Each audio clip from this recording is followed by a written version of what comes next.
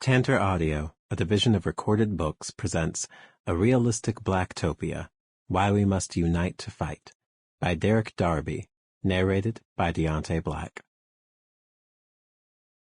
Introduction. A hard-eyed view of racism.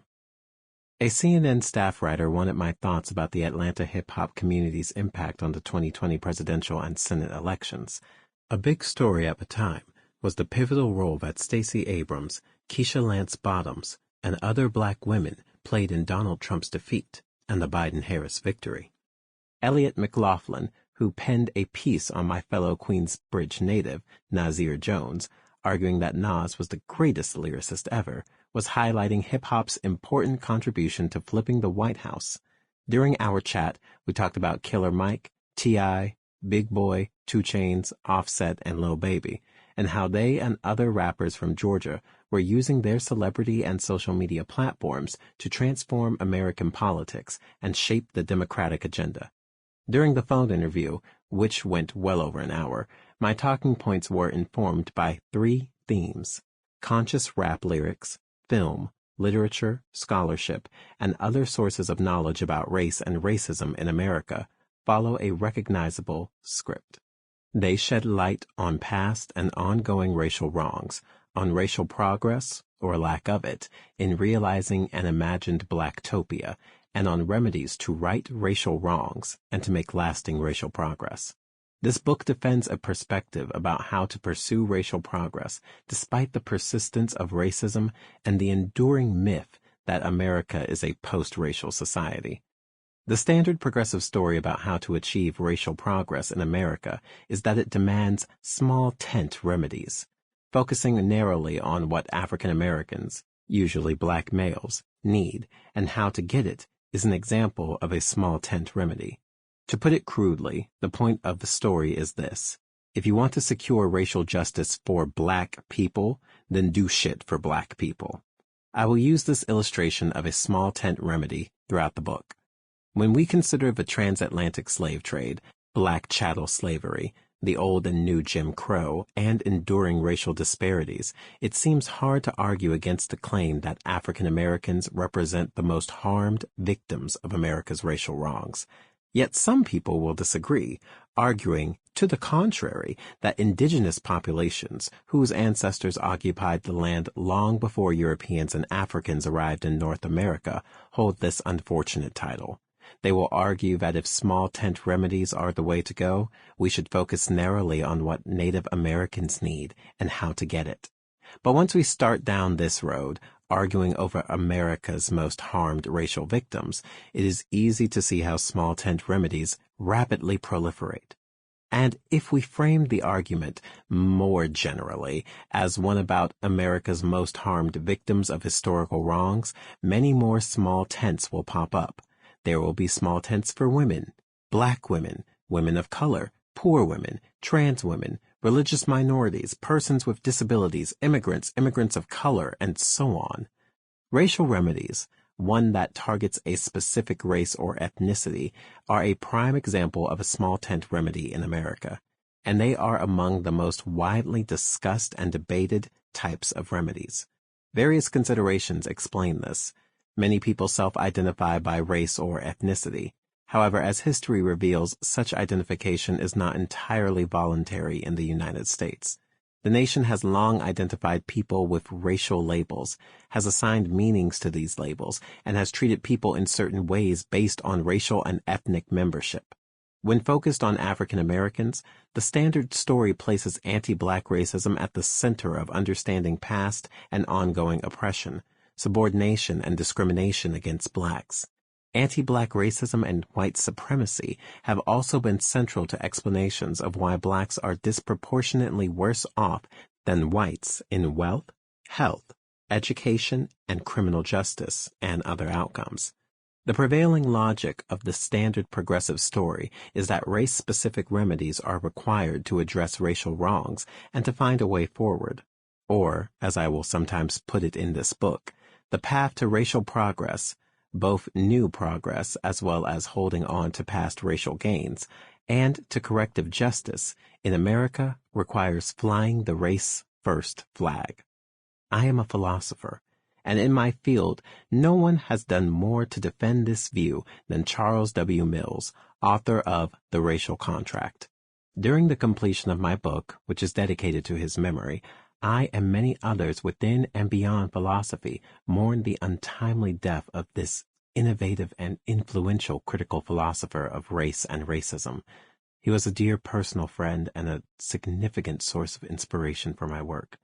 Challenging the prevailing logic of the standard story is an especially formidable task because Mills, a champion of Black radical liberalism, has so vigorously defended it and has persuaded so many people with his arguments. Nevertheless, as I will argue in Chapter 4, Black Liberalism Can't Save Us, Mills's methodological commitment to theorizing about justice while taking seriously the historical and ongoing realities and manifestations of anti-Black racism helps to explain why flying the race-first flag is unlikely to secure corrective justice for racial wrongs. If anti-Black racism is as entrenched and pervasive in America as Mills argues, and if whites, particularly well-meaning liberals who might be allies in the struggle for racial justice, are psychologically disposed to deflect and resist charges of racism, the prevailing logic of the standard story will have serious limits. When focused on Black people, the standard story takes different forms depending upon whether it comes from Black nationalists, either those calling for immigration back to Africa or ones calling for building a sovereign Black government within U.S. borders, or from Black liberals, either mainstream or radical ones like Mills. Although their ideologies will vary, these storytellers agree on the importance of rallying around the race-first flag to pursue Black progress. It is important to distinguish two kinds of progress. There is the kind that gets a public apology for slavery, a federal holiday for Juneteenth, another street named after Dr. Martin Luther King Jr., or maybe after Barack Obama or Breonna Taylor, or perhaps more token representation of Black people in positions of authority and power. We can call this symbolic Black progress. And there is the kind of progress that gets a massive influx of tax dollars directed to improving housing, schools, parks, community centers, roads, and transportation in Black communities. The kind that supports after-school programs, job counseling and training, and mental health services in these communities. And the kind that results in real police accountability to the communities they serve, criminal justice reform, and equity in schools that serve these communities. We can call this substantive Black progress.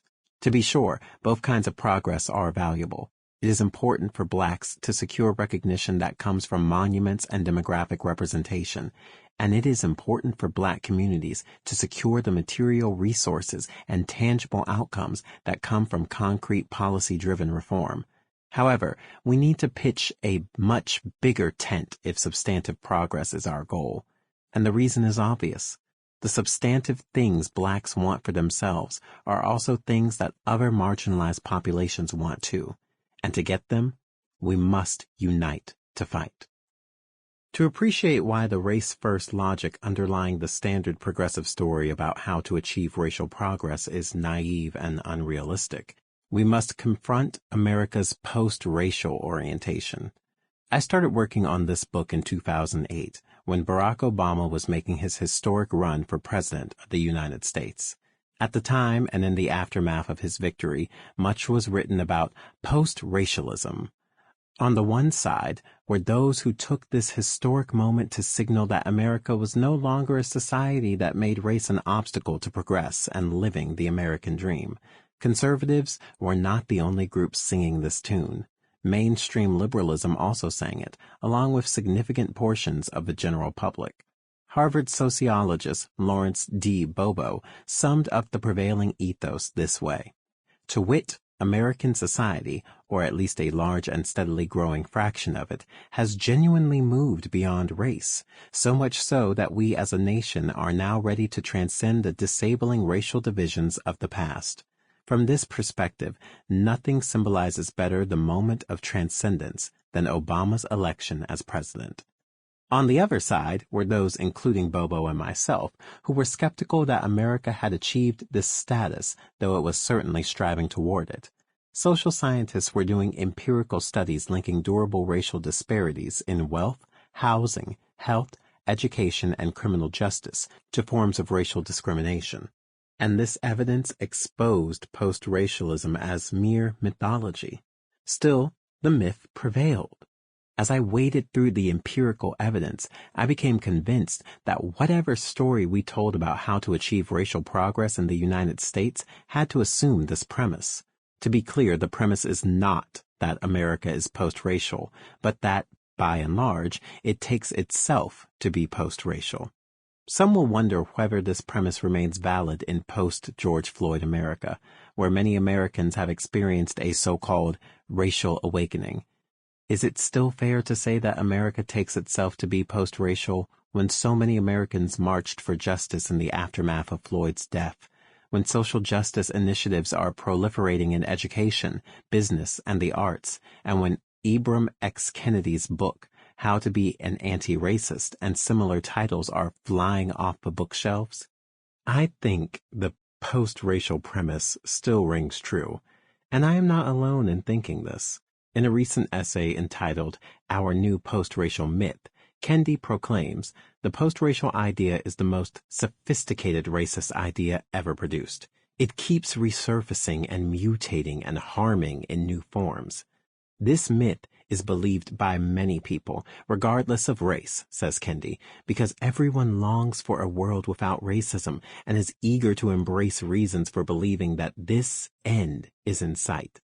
Historian Kienga Yamata Taylor's aptly titled New Yorker piece, Did Last Summer's Black Lives Matter protests change anything?, observes, even the most moderate Republicans still believe in the U.S. as a place where color blindness and unimpeded social mobility allow anyone from anywhere to reach the heights of social acceptance and personal wealth.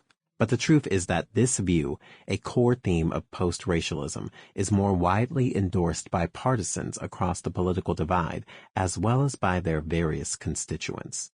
Consequently, the change we have seen in America following Floyd's murder has been largely symbolic. Old statues commemorating America's Confederate past have been torn down, and new ones, including monuments to Floyd and Breonna Taylor, have been erected and sadly defaced. Juneteenth was made a national holiday, but a demand for voting rights and full inclusion into American democracy was a core concern during the first Juneteenth gathering by formerly enslaved persons, and today, numerous states have enacted laws that make it increasingly harder for Black people to vote. Juneteenth should be a reaffirmation of the importance of studying American history, and not just parts of it that makes us feel good and patriotic. We must also attend to the abhorrent historical legacy of Black chattel slavery, Jim Crow segregation, and systemic racism and their far-reaching consequences for the persistence of Black poverty, police brutality against Blacks, economic underdevelopment of Black communities, and the Black-white educational achievement gap, among other things. Scholars and educators of critical race theory have been at the forefront of teaching this history. But in post-Floyd America, critical race theory is under assault, charged with preaching hatred and dividing Americans, and there are ongoing efforts to ban teaching critical race theory in schools and universities. In addition, conservative publishers are putting out books with post-racial counter-narratives, with titles such as Blackout, How Black America Can Make Its Second Escape from the Democratic Plantation, Race Crazy, BLM, 1619 and the Progressive Racism Movement, and I Can't Breathe, How a Racial Hoax is Killing America. These books are also flying off the shelves in post-Floyd America. Taking the post-racial premise seriously is especially important if we want our philosophical ruminations about racial progress and how to achieve it to be grounded in the reality of our lived experience. The most significant implication of post-racialism is that it takes certain remedies for continued racial progress, for holding on to racial progress, and for corrective racial justice off the table. I make each point respectively in Chapter 1 on affirmative action, in Chapter 2 on voting rights, and in Chapter 3 on Black reparations. Although everyone may not believe the post-racial myth, many people in power and in high places do, including members of the U.S. Supreme Court, as well as state and federal legislators.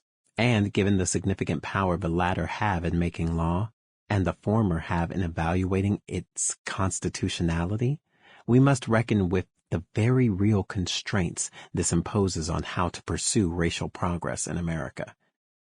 I tell a different story about racial progress in this book, and it is somewhat paradoxical. The best way to pursue racial progress for blacks in America is to pursue big tent remedies. We need to focus broadly on building coalitions among marginalized populations interested in a range of issues that impact them collectively. Blacks, Native Americans, Latinos, women, working-class whites, persons with disabilities, persons identifying as LGBTQ+, dreamers, and other groups are concerned about jobs, housing, healthcare, education, discrimination, mental health, drugs, criminal justice, environmental pollution, the climate crisis, voting rights, and other pressing matters. And the truth is that they must find ways to work together on solving these problems to make lasting progress, racial and otherwise. When they work together, they can pursue big tent remedies, take collective responsibility for sustaining just and equitable institutions, and fight for making voting easier so that all can have a hand in democratic rule. I make each of these points, respectively, in Chapter 5 on post-racial remedies and in Chapter 6 on collective responsibility, and in Part 3 with 3 chapters on democracy and voting rights. The good news is that we need not lament the demise of small tent remedies narrowly focused on racial remedies, because if we pursue big tent remedies broadly focused on a constellation of matters affecting marginalized populations, and we fight for unfettered access to the ballot box, we can secure a realistic blacktopia in racist America. According to the standard progressive story, we should target the population that has been most adversely affected in these areas, e.g. the one with the highest unemployment rates, greatest residential exposure to toxic pollutants, lowest levels of educational achievement and attainment, highest rates of arrest and incarceration, etc., and pursue targeted remedies on their behalf. Some will argue that because African Americans are the most adversely impacted, and there is ample data to support this, we should pursue race-specific remedies that specifically address their situation. Reparations for descendants of African slaves are the most widely defended remedy of this type today. Not long ago, affirmation action was another example. However, to anyone taking a hard-eyed view of racism in 21st century America, looking at the courts, the legislatures, and surveying public opinion on race matters, it is obvious that such remedies are not viable. And if they yield anything, it will likely only be symbolic. But at some point, we must refuse to be content solely with museums, murals, holidays, and other symbolic gestures that do not amount to deep and lasting systemic changes. To be sure, these things can be sources of racial pride, but they do not put food on the table, reduce black incarceration rates, improve funding of public schools in marginalized communities, or make it any easier for their residents to vote, or to not have their votes neutralized by partisan legislators. Even after the nation's post-George Floyd racial reckoning, flying the race-first flag is not likely to yield meaningful and lasting racial progress in America. Indeed, as some of us celebrated the guilty verdict in Floyd's senseless murder by the police, as well as the tireless efforts of social justice protesters to raise awareness about racial and other forms of injustice, some lawmakers were busy working on legislation to silence protesters and to allow police to sue protesters for financial damages if injured, menaced, or harassed in the line of duty. This is one of many examples of how racial progress in America is swiftly followed by efforts to undo it. We see similar examples when taking a longer view of U.S. racial history. In 1808, the transatlantic slave trade is outlawed, banning the importation of new African slaves into the United States. But several decades later, amid calls for Southern secession from the Union, an act is passed in 1850 requiring that escaped slaves be returned to their owners.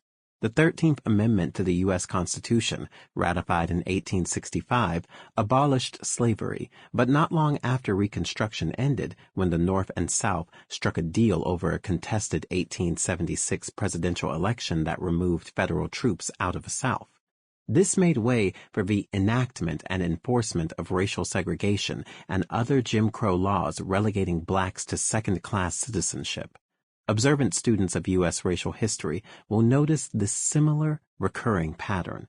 America makes racial progress. It inches closer to embodying exalted ideals of freedom and equality, and to being a genuine democratic nation governed by and for all the people. But before the victory lap is completed, steps are taken to either undo this progress or to find new ways of maintaining the racial status quo. As bad as the pushback to police accountability and reform is, this is not the most troubling example of how racial progress is swiftly undone in America. The ongoing and systematic efforts underway to make voting more difficult for black and brown people and for likely Democratic voters in Georgia and other historically red states, as well as controversial laws to shift power away from election officials and to partisan state legislators, empowering them to decide close elections, are examples of rolling back the racial progress clock.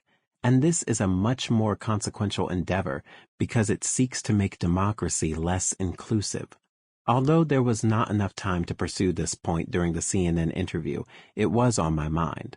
However, before we were done, I did shed light on Georgia's dark past, singling out its infamous history of voter suppression.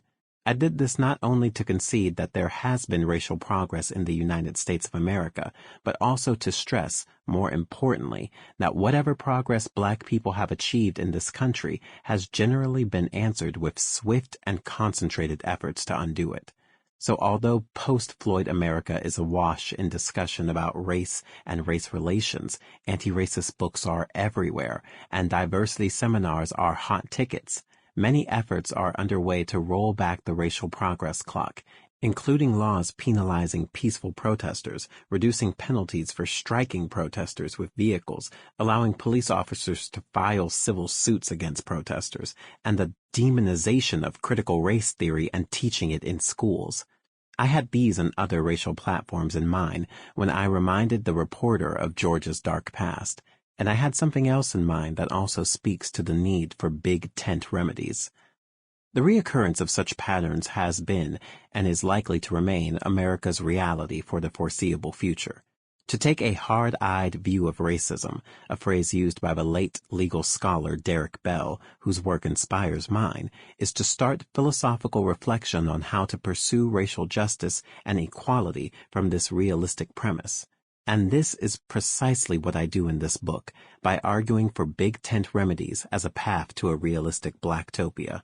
Growing up in New York City's Queensbridge public housing projects during the 1970s and early 1980s taught me many lessons. My beloved aunt, affectionately known in the neighborhood as Grandma Hip Hop, was the source of many of my most important lessons. When I am wrestling with philosophical questions and problems, trying to figure out what to think and how to argue for what I think, I often hear her commanding voice in my head admonishing me to keep it real. This saying means different things to those in the hip-hop community, but my aunt captured the core meaning. It's about truth-telling, even if it's not always what people want to hear. I had this on my mind, too. On one side are those who are quick to celebrate America's racial milestones, such as abolishing slavery, ending Jim Crow, and passing civil rights legislation, but slow to acknowledge how legally sanctioned apartheid followed slavery, informal segregation followed formal desegregation, and half-hearted commitments to enforcement of black civil rights, combined with increased attention to reverse discrimination against whites, followed the civil rights era. This group of racial optimists who fail to take a hard-eyed view of racism will not want to hear about all the ways that racial setbacks and white backlash follow racial progress in America. On the other side are those who acknowledge the racial milestones but highlight the ways that America taketh as quickly as it giveth when it comes to race matters. Here we find two groups. those who insist on pursuing race-specific small tent remedies, even in the face of this reality, and those of us who remain skeptical about this strategy. The former will not want to hear about big tent remedies, worrying that blacks will come up short in securing what they need, and that America will fail to overcome legacies of anti-black racism. Those of us in the latter group defend the urgency of taking up big tent remedies, believing that this is a more viable pathway and that it can secure much of what blacks need right now. To wit, this book makes a case for skepticism about the sufficiency of small tent remedies to achieve racial progress and urges big tent remedies as a way forward. It is important to stress that these remedies are tools or strategies that can help secure racial and other forms of justice where post-racial mythology prevails. My big tent approach to racial progress takes inspiration from the black activist tradition, especially examples set by Ella Baker, Fannie Lou Hamer, and Angela Davis. They taught us valuable lessons about how we must work together to get real power and about how we can only secure substantive progressive change with real power. And this power must be directed toward addressing the problems we all live with. Alicia Garza, co-creator of #Black Lives Matter, belongs to a younger generation of black women who appreciate this insight and who use it to orient organizing activities on behalf of black lives. The crucial lesson is to link the black struggle with a broader struggle on behalf of the 99%. A realistic blacktopia is the just and equitable world we can pursue free from racial subordination and domination by engaging with other marginalized groups in a collective struggle against all forms of social injustice, subordination, and domination. In her book, The Purpose of Power, How We Come Together When We Fall Apart, Garza writes, "As organizers, our goal was to get those in the 99% to put the blame where it actually belonged, with the people and institutions that profited from our misery. And so, Unite to Fight is a call to bring those of us stratified and segregated by race, class, gender, sexuality, ability and body, country of origin, and the like together to fight back against truly oppressive power and to resist attempts to drive wedges between us. More than a slogan, the 99% asserts that we are more similar than we are different, and that unity among people affected by a predatory economy and a faulty democracy will help us to build an unstoppable social movement." A Realistic Blacktopia argues for lowering the race-first flag and moving beyond racial politics. Forget race-based affirmative action. Forget a Black Voting Rights Act. Forget racial reparations. If we want to get closer to the elusive ideals of racial justice and equality in 21st century America and withstand predictable efforts to undo racial progress, paradoxically, we need to fight for big tent remedies to racial injustice and for more robust democratic rule to realize them.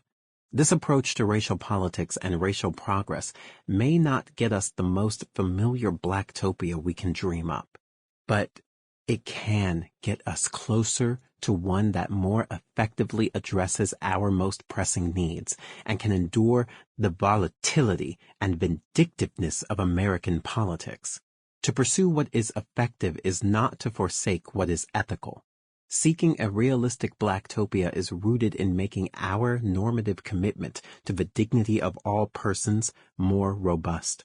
The pragmatism that permeates the argument in this book is principled and not merely strategic. America is far from being a post-racial nation. However, many Americans operate with this myth. This means that in practice, securing substantive and lasting racial progress with race-specific small tent remedies will face legislative and judicial dead ends. The way to move forward is to build big tent coalitions among marginalized populations interested in a range of issues that impact them. This is principled because it is rooted in valuing the dignity of all persons, and it is strategic because it takes seriously the very real limits on small tent remedies, such as ones that focus exclusively on race. Many of the issues that blacks care about are also ones that concern other marginalized groups dogged by a predatory economy and a faulty democracy. To address this, we need to build coalitions among marginalized groups to tackle the problems we face collectively. Lowering the race-first flag and pitching a bigger tent is a means to doing this. To echo Garza's prescient words, we must unite to fight. Sample complete. Ready to continue?